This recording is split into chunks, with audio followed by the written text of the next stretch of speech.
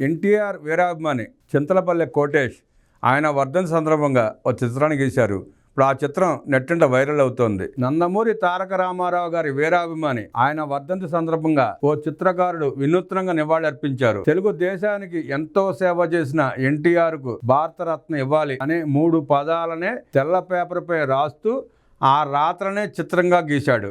అలా ఎన్టీఆర్ చిత్రాన్ని అక్షరాలతో నింపేశాడు.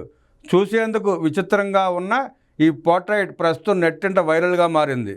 స్వర్గీయ ఎన్టీఆర్కు భారతరత్న అవార్డు ఇవ్వాలనే నినాదంతో ఎన్టీఆర్ వీరాభిమాని ప్రముఖ చిత్రకారుడు చింతలపల్లె కోటేష్ గీసిన చిత్రం అందరినీ ఆకట్టుకుంటోంది. ఎన్టీఆర్ వర్ధంతిని పురస్కరించుకొని కోటేష్ 3 గంటల పాటు శ్రమించి ఎన్టీఆర్కు భారతరత్న ఇవ్వాలి అనే అక్షరాలతో ఎన్టీఆర్ చిత్రం గీశారు. ఎత్రి డ్రాయింగ్ షీట్పై మైక్ పెన్తో ఎన్టీఆర్ చిత్రం ఎంతో అద్భుతంగా గీశారు. ఈ చిత్రం ప్రస్తుతం సోషల్ మీడియాలో వైరల్గా మారింది.